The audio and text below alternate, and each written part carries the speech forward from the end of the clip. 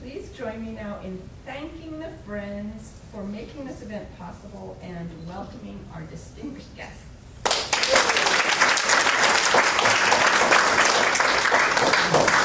Thank you very much, and thanks to the Friends of the Library and the Monterey Public Library for all your courtesies, for everything that you've done to put this together.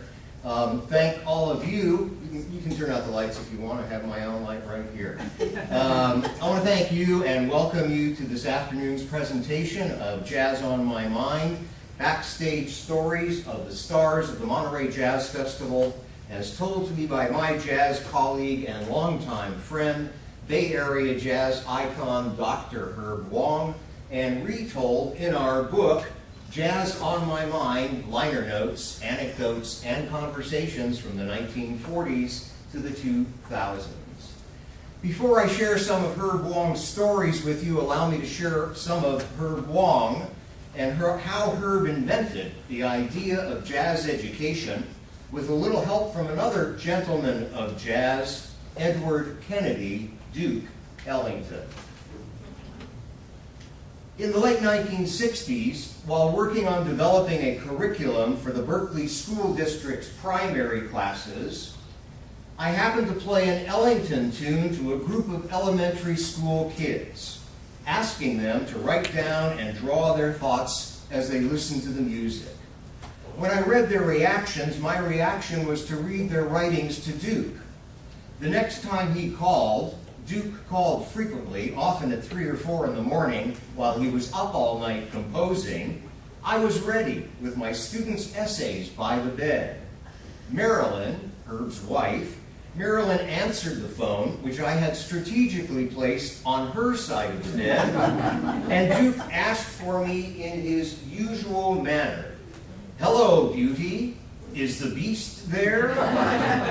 Marilyn handed me the phone and I said, "Edward, I've been checking out your music and I have found a void in your repertoire. Let me read you something." I read a couple of the letters to him. "When I hear Duke's music, I have this deep down brown feeling in my tummy," said one of the kids. "When I hear Duke's music, it's like a giant valentine floating up in the sky," said another. Duke listened for a moment and then said, "Who are these people? Who are these authors, these poets?" "These are first graders," I said. "And this is what's missing, Edward. You have gained inspiration from all kinds of people, from all walks of life, but you have never drawn inspiration from young children." There followed the longest pause I have ever experienced in a telephone conversation with Duke. Finally, he said, "Herb, I think you have found a hole in my thing, and I would appreciate your help in filling that hole up as soon as possible." And so, I created an entire curriculum for primary school students based on Take the A Train, Ellington's classic rendition of Billy Strayhorn's legendary composition, with every grade interpreting the music within their natural learning curve. The kids in kindergarten pretended to be trains. First graders used wooden blocks to build trains. Second graders created a huge mural of the A train. Third graders researched stories of trains. Fourth graders rode the train in a nearby park. Fifth graders explored the history of local trains, and the sixth graders, they explored the science of trains by building their own steam engines. The culmination of this unique curriculum was a concert I arranged and produced to benefit the district, starring the Duke Ellington Orchestra. It packed the Berkeley Community Theater to the rafters with kids, parents, teachers, administrators, all cheering their newfound hero, Edward Kennedy Duke Ellington. Just imagine, in a time when jazz in the schools was unheard of, we created an entire school curriculum based on a classic jazz tune.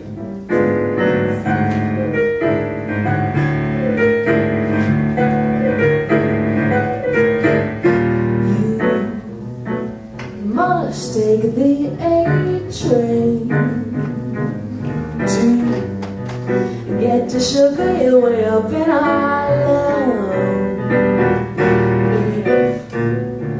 You miss the A train. You miss the quickest way to get to Harlem. Well, hurry, get on now, it's coming. Listen to those rains of throne.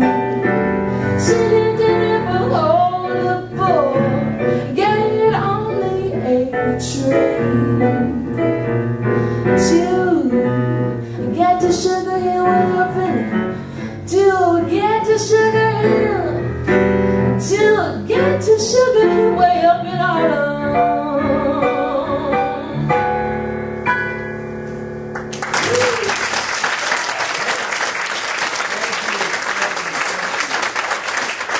Introduce to you our special guest, Jamie Zimmer, our vocalist today.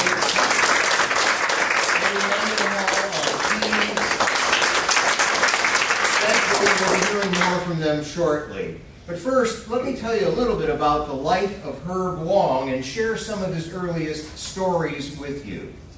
It was a life which began in Oakland, California in 1926, where Herb was born. By the way, check out the car in the background, of course, the nanny in the foreground. He was a fourth-generation American, and he was born to parents who provided a comfortable life built on various business interests, including what Herb described to me as Chinese gaming casinos, a business that was doing so well the family needed to move to Stockton to oversee an expansion of the business. And so, when Herb was 10, he and his family, now including his brother Elwood, they moved to Stockton in 1936, where jazz discovered Herb Wong, and Herb Wong discovered jazz in a most unusual and unexpected way. Shortly after our family moved from Oakland, California, 75 miles south to Stockton, a package arrived on our doorstep. It was a heavy box, about 14 inches square, addressed to the previous owner of our new digs. Being typical young boys of 9 and 11, my brother Elwood and I did what any young boys our age would do in this instance. With no return address visible on the box, I turned to Woody and I said, "Let's break open the box and see what's inside." Woody, being my younger brother, readily complied. So we tore at the wrapping, cracked open the cardboard, and discovered inside the rest of my life. Record after record, big band after big band, jazz royalty after jazz royalty. Duke Ellington, Count Basie, the King of Swing, Benny Goodman. The list of big band 78s and jazz luminaries flowed on and on from that no longer mysterious, now musical box. Both Woody and I had been classically trained on piano, but I knew that when we opened that box that this was the music for me. "This is where the real music is," I said to my brother. "This is my music." Well, at the age of 12, with his parents' permission, Herb would travel by train from his Stockton home to visit Bay Area jazz clubs at the age of 12. He would hang out, and I do mean out, he was way underage, too young to get in, so he would hang outside jazz clubs and thereby meet the music and meet the artists. On one of my visits to the city, a poster caught my eye. Lester Young was going to be playing with Billie Holiday at Hamburger Gus's in Oakland. And I thought, are you kidding me? Prez and Lady Day at Hamburger Gus's? I could not and would not miss it. On the day of the show, I brought a box from my grandmother's home, which was about 7 blocks away from the club. And when I got to Hamburger Gus's, I put the box down on the curb. I stood on the box and I peered over the top of the club's swinging doors so that I could see Lady Day and Prez performing. I could just about make out the tops of their heads. At the end of the first set, Lester Young came outside with a chick on each of his arms. He sees me, recognizes me from being at so many of his previous gigs, and he says, "What? You're here too?" And I said, "Do you think I would miss you and Lady Day?" And then Prez dropped the 2 ladies from his grasp, put his arm around my shoulder and said, "You come with me." he proceeded to take me inside the club, where he grabbed a stool and put it in front of stage left. Then he lifted me up, put me on top of the stool, and he said, "Here, sit here and dig it." That was the first time I ever saw Lady Day perform.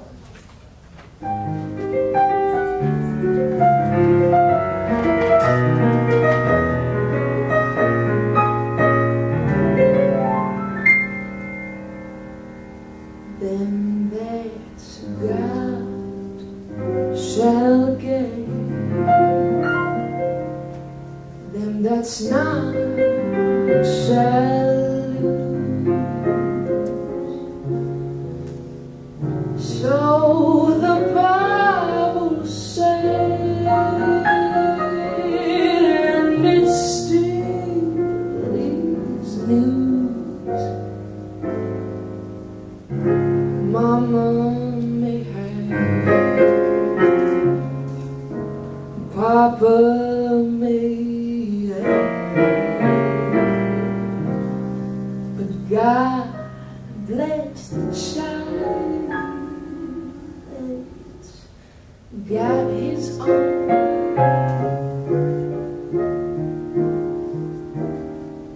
That's got his own.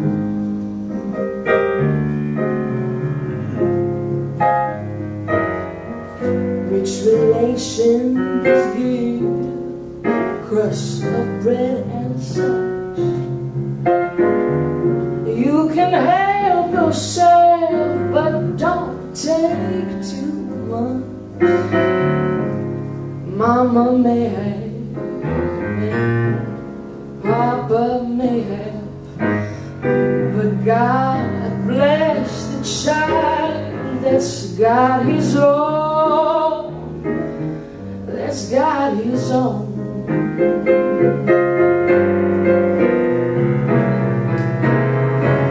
Money, you got lots of friends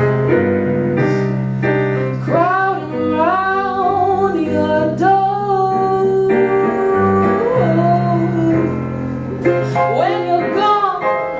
When you're gone and you're spending ends, they don't come no more.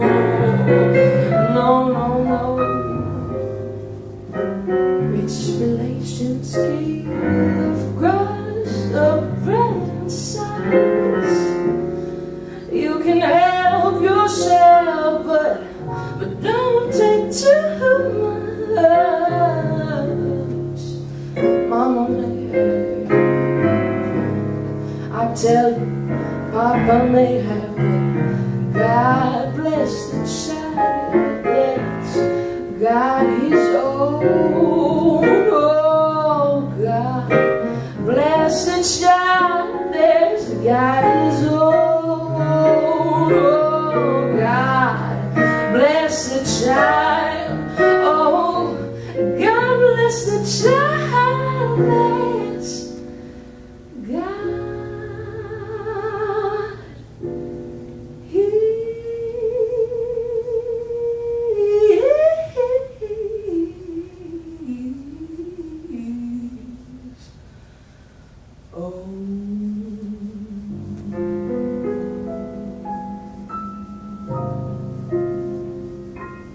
Wow.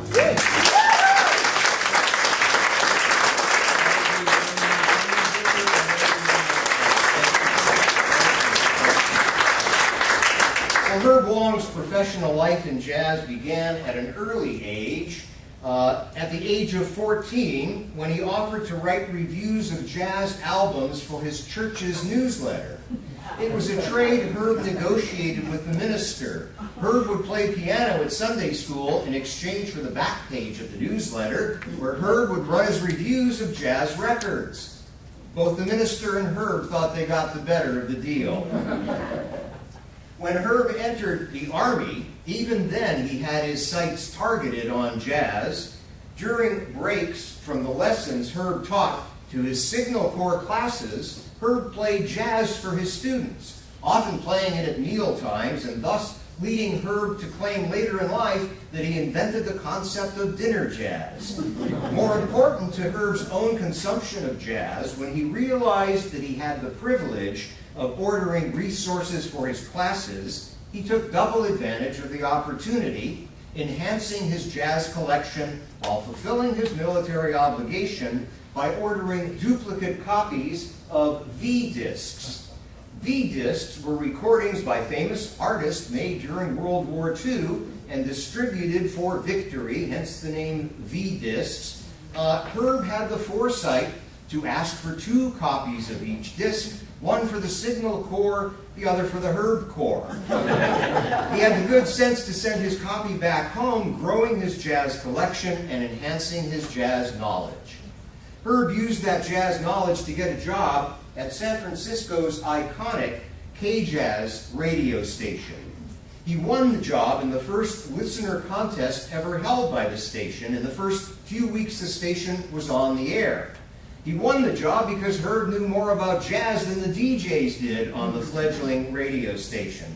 It was a gig that lasted over 35 years as Herb and his fellow DJ, K-Jazz DJ, Bob Houlihan, reminisced on air one day in this clip from K-Jazz Radio. And this is Herb Wong. This is Bob Houlihan. And this is the Heart of Jazz. K-Jazz. Yeah. KJAZ. Alameda, San Francisco. We hope you've been enjoying the show for many years. Many, many years. How many years you been on, Job? I guess 35. Yeah. Yeah. That's right. Is that right? Yes, that's right. I remember the first day I came to work. Is that right? I was afraid to open the mic. So I just kept playing records. Well, did you have the show either before me or after me? I began at 10 o'clock on a Sunday morning. Oh, okay. Pat left me in the studio all alone. He said, I'm going to go home and cut the grass. As I remember, subsequently, Dick Hadlock, you, and I had shows right across one after another on Sunday afternoons. That's right. And of course, ultimately, I recruited both of you. Yeah. Oh, sorry. Oh, I apologize for that. Herb ends up by saying that K-Jazz had 3 DJs, all of whom were teaching jazz in elementary school, and there's no other place probably in the world that had that claim. So, Herb spent 30 years at K-Jazz, and when he was released from the Army, one of the first things he did was to take a class at Cal called piano jazz under the tutelage of a couple of relatively unknown jazz teachers, as Herb relates in this excerpt from Jazz on My Mind. In 1949, I had just returned from the armed services. I noticed that there was a course on jazz piano being offered by the music department at the University of California at Berkeley as a part of their extension curriculum. I thought, okay, guess I'll go check it out.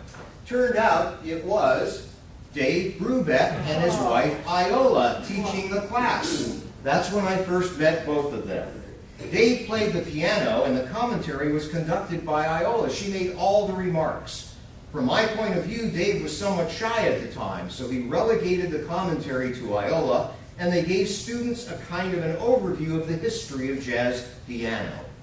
They were in dire straits and in desperate need of financial assistance in those days, to the extent that after one of the classes, Dave said to me, "Herb, can you lend me $5? And I said, of course.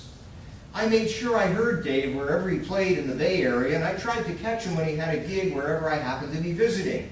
Through the years, our acquaintance grew until we got together in Monterey on the festival bill. I used that opportunity to casually start up a conversation with Dave backstage with ulterior motives in mind. During our chat, I changed the subject, mentioning in kind of a joking manner, "Dave, where's my $5? Do you remember when you borrowed it?" And Dave said, "Yeah. Did I ever pay you back?" And I said, "No, you didn't."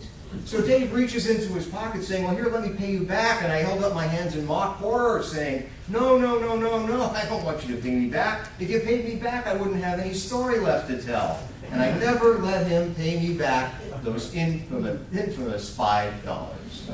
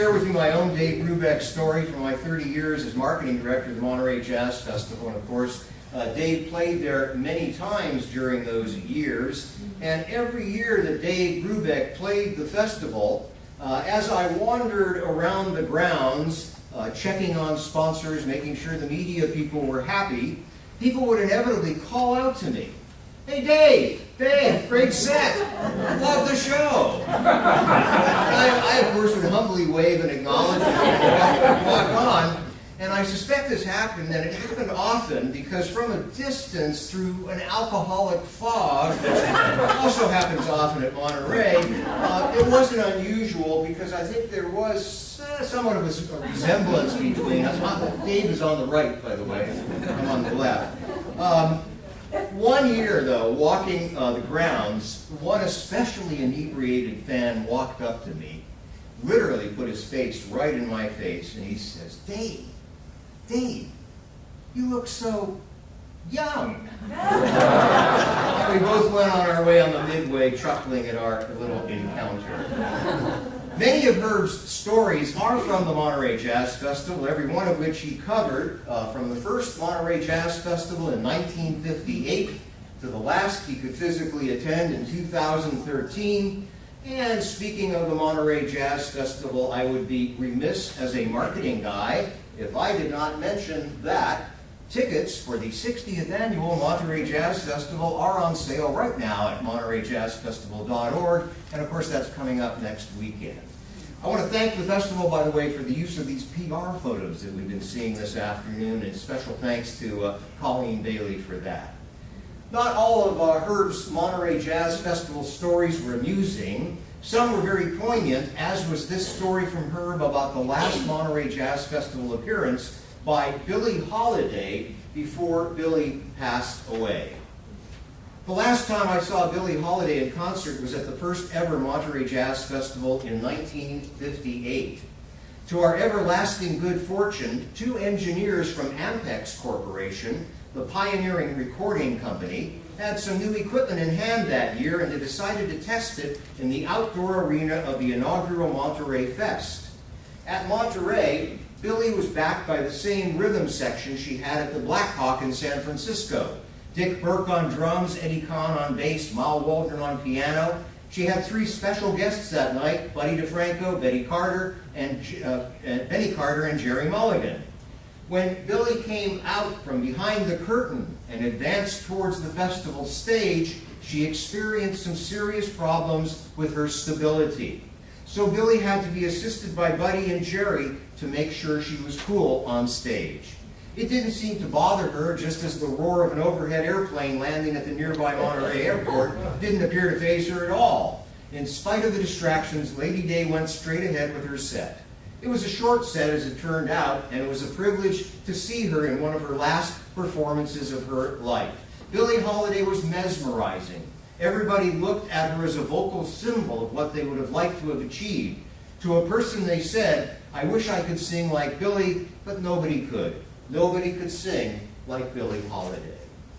Some of Herb's stories went beyond poignant. Some were kind of sad, as was this story from Herb about the last time he and Marilyn dined with their good friend, Shelley Mann. For a great many years, Shelley was house drummer for the Monterey Jazz Festival. In 1984, when Marilyn and I were visiting with him at the festival, he had a long break coming up between performances. So we all decided to eat and went across the street for dinner at a Chinese restaurant, Chef Lee's Mandarin House. Several months before that, Shelley had suffered a heart attack while playing golf. But during dinner, Shelley kept adding soy sauce to whatever food he had on his plate. I said to him, "Shelley, you know it's not healthy for you to have all that soy sauce after your heart attack." And Shelley paused, pouring still more sauce on his entree, telling me, "I have no problems, Herb. All I have to do to control my blood pressure is to think real hard and positive, and it will come down." I couldn't believe what he was saying. "Come on, Shelley, it's not a magic thing, you know." And Shelley says, "No, really, if you were to take my blood pressure right now, and I'm thinking real hard that it's going to be low, it will be low." 3 days after that, I had to fly to New York for a Jazz Times convention where I got a call from Maryland. I know you don't want to hear this, but Shelley Mann just passed away. Yeah, sad. Well, on a somewhat lighter note, one of my favorite stories from Herb happened in Monterey with one of my favorite singers, the Velvet Fog, Mel Torme, whose writer, by the way, in his contract said he would cancel the show if I referred to him as the Velvet Fog in any of my PR efforts. You can't imagine how tempting that was. So here's Herb on what happened in Monterey, backstage at the Monterey Jazz Festival. I vividly recall an occasion involving Mel Torme at the Monterey Jazz Festival. One year, when he was one of the festival's featured artists, Mel went out on stage for his performance. He looked at the audience, he looked left, he looked right, and then all of a sudden, Mel stormed off the stage, obviously pissed off at something he had seen. What Mel had noticed were 2 video cameras off to the side of the festival's main stage. In his eye, a violation of his contract. I was backstage at the time, and as I watched, my jaw dropping, Mel walked up to festival manager Jimmy Lyons and shouted, "What the hell are those things doing up there? I gave no permission, no release, nothing." And then Mel said, "I'm not going back on stage until I get $15,000 in cash." My jaw dropped even more. And Jimmy, he went out of his bird. He started running around collecting as much cash as he could find from every place and from every person he could conceivably find it until he came up with the 15 grand. A little later, I walked down to one of the green rooms located beneath the festival's main stage. There was Mel Torme sitting on a cot, counting the cash. I mean, $10 bills, $5 bills, $20 bills, $15,000 in cash. I said, "Mel, would you like some help? I mean, this is a hell of a chore. It's going to take forever." Mel continued counting, saying, "No thanks. I've got to do this myself." And he did, counting every last dollar before he returned to the stage and get on with his performance. After hearing that, all I can think is maybe Mel was preparing and saving up for a road trip.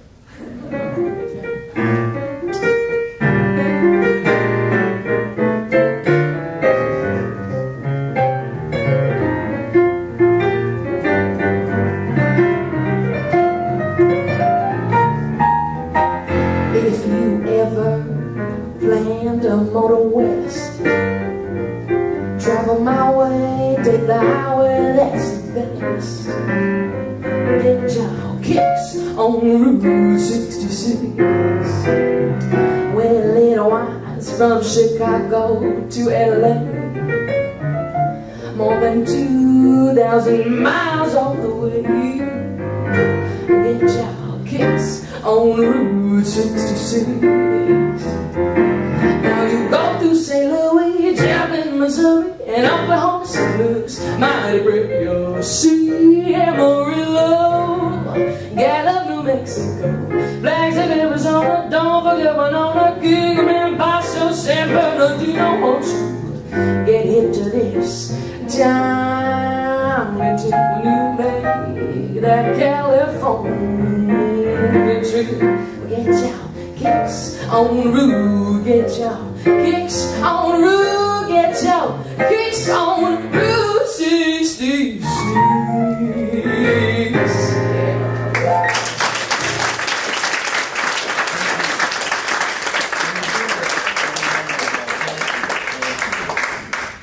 Well, if you're getting the impression that Herb knew a lot of jazz artists, you would be correct, and you might be asking, how did Herb Wong know all these jazz greats so intimately and to be able to gather all of these stories? Well, with 7 decades in jazz, 30 years as a DJ, as you heard at K-Jazz, and many of those years, Herb was the owner and the producer for his own labels, Palo Alto and Black Hawk Records. And as you can see, produced a number of name artists in a number of name albums over the years. And he was also an independent producer of concerts throughout the Bay Area and beyond. From all this, he not only enhanced his encyclopedic knowledge, he continued his enduring love for jazz and his love for those who played jazz. Combine that with the fact that Herb was truly one great guy, it's no wonder that Herb knew all the greats. That's how Herb was able to gather all this material, not to mention all the records, the CDs, and the materials that created Jazz on My Mind. By the way, these are photographs of what the family called the record room, a converted two-car garage in their Menlo Park home that the first time I saw it, I immediately labeled the bunker. Because when one walked into the bunker and looked ahead and to the right, you were surrounded by tens of thousands of records, CDs, articles, books, everything and everything about jazz. I'll tell you in a moment what happened when you looked left. Right now, though, I thought it might be fun to take a look at some of the artists Herb knew so well. And since Herb invented jazz education, I thought I might turn this into a pop quiz. But because this is a jazz presentation, I thought I would make it a pops quiz. Thank you. I'm glad you got that. This is what I call Who's That with Herb Wong. And see if you can identify these artists, not out loud, give everybody a chance. Who's in these photos with Herb Wong? Well, that's an easy one to start with. I'm sure you all recognize Joshua Redman. Here's Herb with the famous pianist. Do you recognize McCoy Tyner? There's a hint there in the newspaper headline. That's Herb with Woody Herman, whose herds he managed for several years. Woody Herman. Anybody recognize the gentleman from The Tonight Show? Herb with Doc Severinsen. There's a special smile on Herb's face here because he's got his arm around Diana Krall. Anybody recognize the person who invented jazz drumming? Max Roach. And there's Herb producing Voyage with Stan Getz. And there's another singer. Anybody recognize John Hendricks? And there's a visitor to the Monterey Jazz Festival many times. That is Herb with James Moody. Here's Herb signing an artist to a record contract. Recognize Richie Cole. I'll show you how the both of them aged so well. There's Herb and Richie in years gone by. Herb was such a great dresser that the gentleman on the right could give him a little turn for his money. That is Louis Bellson with Herb Wong. And of course, we recognize the former mayor of Carmel, Herb with Clint Eastwood. And how can you not recognize Dizzy Gillespie with Herb? And I want to repeat this shot of Herb with Duke Ellington. I think it's such a classic photograph. And here's a couple of geniuses. I don't know how many of you recognize Tom Harrell. Herb with the gentleman on the right who had a penchant for watches. That is Herb with Oscar Peterson. And here's a favorite photograph. There's Herb with a couple of young artists, legends to be, let's say. That is Julian Lodge, guitar on the right, and Taylor Ikestey, a very young Taylor Ikestey, on the left, and Taylor Ikestey on the right. And that's Who's That with Herb Wong. So, hope you recognize the background to that little segment. Well, most people knew Herb Wong for jazz. There was a flip side to the life of Herb Wong, not the B side by any means. For as much as jazz was on Herb's mind, science was in his soul. And you'll find the two in fusion throughout the pages of Jazz on My Mind, not to mention, by the way, on the left side of the bunker when you walk in, because on the left side of the bunker when you walked into that room, there were tens of thousands of scientific articles, books, and magazines. So that was the other side of Herb's life. Herb was a scientist. He was a scientist by training, by experience, by profession. He was the author of many scientific books, many of them reflecting his specialty of ornithology. In fact, Herb from an early age was a birder to watch, And throughout his bird-watching life, Herb had his sights set on a bird of a different feather. And thank you. And none of which I have shared with you today would have been possible without the help and the support and the love and the commitment of Herb's wife, Marilyn, who is still with us, by the way, couldn't attend today, unfortunately. And they shared a lifetime of jazz and almost 50 years of marriage. In fact, jazz played an important part in Herb's and Marilyn's wedding because Woody Herman, knowing that all the big names in jazz would be attending, turned their wedding reception into a showcase for his herd. He said, I'm bringing the band, Herb, and we're bringing our axes. So Woody knew a good thing when he saw it. And Kenny Burrell played an unforgettable wedding march only after calling Herb the night before the wedding to ask, how does that tune go? While family was the pinnacle of Herb Wong's personal life, the legacy of Herb's professional life is our book, Jazz on My Mind. Jazz on My Mind started its life as Herb's life was winding down. The book was born with a phone call from Marilyn to me in December of 2013, asking me to help Herb with his memory. Well, I thought that was a little bit unusual because I'm not known for my mnemonic skills, until Herb got on the phone and said, no, not memory, memories, Paul, memories. Memories which were to become Jazz on My Mind.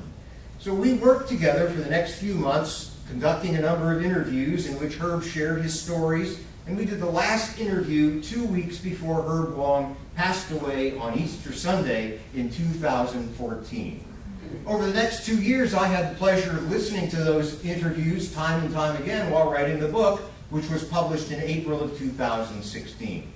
Now, for those of you who missed my birth announcement, this will give you a look at Jazz on My Mind by the numbers.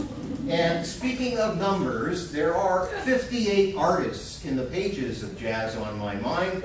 Herb Wong had a story about each and every one of them, something that pianist Benny Green called jazz bedtime stories. You may recognize some of these names. Many are jazz legends, but by Herb's design, several are legends to be. Some new faces that await your discovery in the pages of Jazz on My Mind. Speaking of the pages of Jazz on My Mind, when Herb and I started the book at the outset, this being a different kind of book, a jazz book, we decided not to divide the book into chapters. Too normal, not jazzy enough. So we decided to divide the book into tracks, and each track was an instrument. And each instrument was represented by the players whom Herb thought best represented the instrument in question. Each track starts with Herb explaining what the instrument is all about, followed by Herb's stories about the artists. And those artists are featured in 45 sets of liner notes, which Herb wrote, and I love saying this, in the 1940s, 50s, 60s, 70s, 80s, 90s, and 2000s.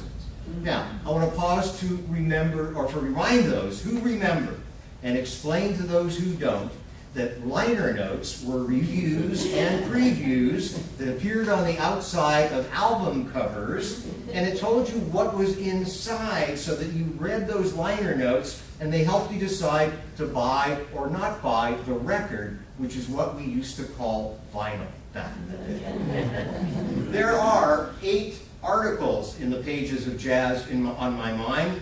Herb was a prolific journalist and a much admired writer who would write a sentence when a word would do for you or me. He'd write a paragraph when a sentence would do for us, and he'd write a page when a paragraph might be okay for us. But each and every word was perfectly chosen. Many of those words were unknown to me, and I found myself reaching for the dictionary time and time again, only to discover many a time that Herb made up the word. There are also 8 conversations in the pages of Jazz on My Mind. These are priceless conversations that Herb had. He recorded artists on a little cassette recorder. He'd do this backstage at a concert. He'd do it in the lobby or a hotel room, in the green room, on stage. And from my view, these conversations are the richest material in this book. because Herb literally went one-on-one, delving into the artists, and the artist opened up to him because he was Herb Wong. He asked them questions like, where does your creativity come from? How do you create jazz? Where does improvisation come from? And the age-old question, what is jazz? I believe that Herb's questions to these jazz artists, as well as Herb's approach to jazz, were based on Herb's scientific background. This led him to explore jazz from a scientific point of view, and he meshed that with his emotional love for jazz. And I believe that it is in this meshing of Herb's emotion and Herb's logic that Herb made his point of view unique and his contributions to jazz invaluable. I have one more story to share with you. It's my favorite Herb Wong story of all time. It is not in the book. It's a bonus for you this afternoon. But first, I have another bonus, another tune from Jamie and Eddie.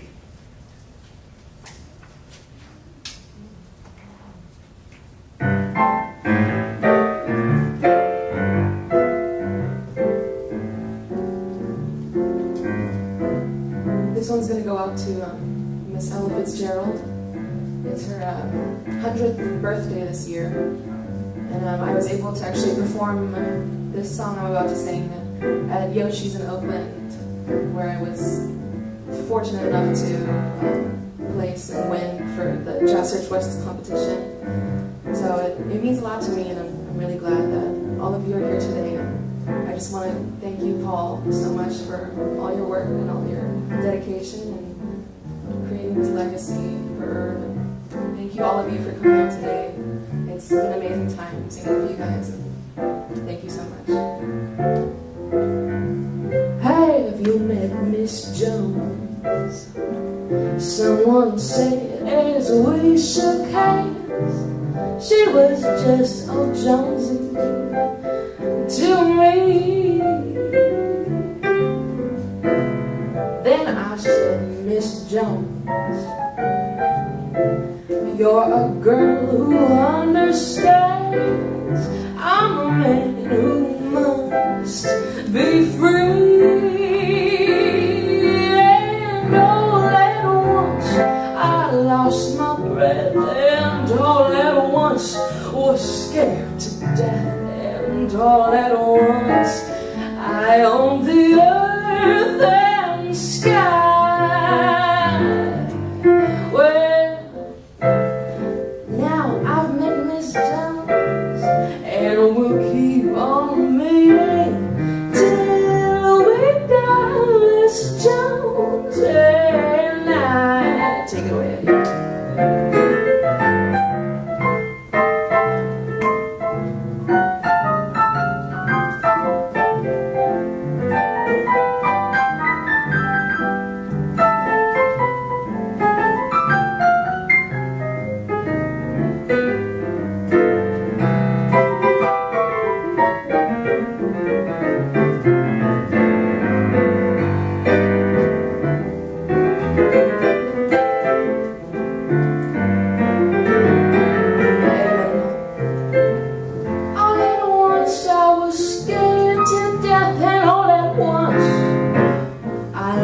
My breath, and all at once I own the earth and sky. Well, now I've met Miss Jones, and we'll keep on meeting till we die, Miss Jones, till we die,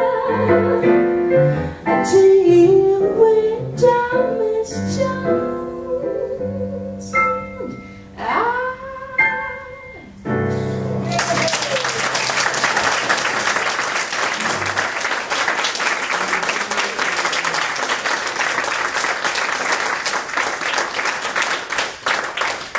I want to pause just for a brief moment and share some thoughts about our performers.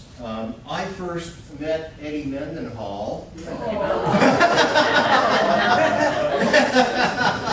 when he was a teenage star in the Monterey Jazz Festival's jazz education programs.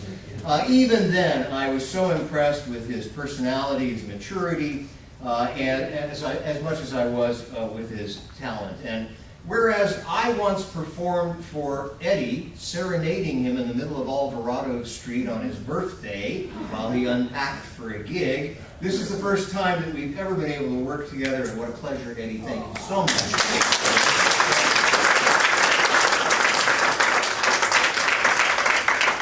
I met Jamie a little over a year ago when she performed pretty much this show at a launch party we did at Kepler's Books in Menlo Park. And coincidentally, we both ended up at the California Jazz Conservatory up in Berkeley. I served there as marketing director, and Jamie, as you heard, is a second-year student in the process of earning her Bachelor of Music and Jazz Studies degree. So you can see in both of these talents the results of jazz education. And now I'm going to pause to give you folks an opportunity to support jazz education directly. Those in the know will recognize this as a tip jar, but today consider it a conduit for jazz education, with 100% of your donation going directly to Jamie Zimmer's jazz education. And I thank you for your contribution. And I'm going to pass this around. So I'm going to close today's show with my favorite Herb Wong story of all time. This goes back to when I was working with the Monterey Jazz Festival, and I was speaking with Herb various times during the year. And during one phone conversation I was having with Herb at the Monterey Jazz Festival offices, Herb did something unusual. He paused. Now, those who knew Herb on the phone knew this was unusual because Herb was always so excited, so enthusiastic about whatever topic he happened to be speaking about, jazz-related of course, that he didn't seem to have a pause button. So when Herb paused, I knew something was up. What was up, as Herb continued to tell me, was that he had been diagnosed with glaucoma. Before I could offer a word of sympathy or help, Herb went on to tell me, "Paul, you wouldn't believe how many of my friends are offering me marijuana." This was long before there was such a thing as medical marijuana, let alone its pending legal use. So it was my turn to pause, and after taking a moment to inhale this, I said to Herb, "Herb, who might these friends be, these friends who are offering you this marijuana?" And without missing a beat, Herb says, "Everybody." That kind of sums up where Herb Wong stood with everybody in jazz, because everybody in jazz wanted to support Herb Wong in return for his lifetime support of jazz. That's what I think really made Herb Wong so special. So with that, I want to thank Herb and his family for all the memories and all the stories I've shared with you today. I want to thank Claire, the Friends of the Monterey Public Library, our library director, Inga. Thanks to my wife, Quincy, in the back, Rachel, my daughter in the back. They'll help you buy a book if you're interested afterwards. Thanks to our artists, Jamie Zimmer, Eddie Mendenhall. And thanks to all of you for allowing me to share the jazz on my mind. Thank you.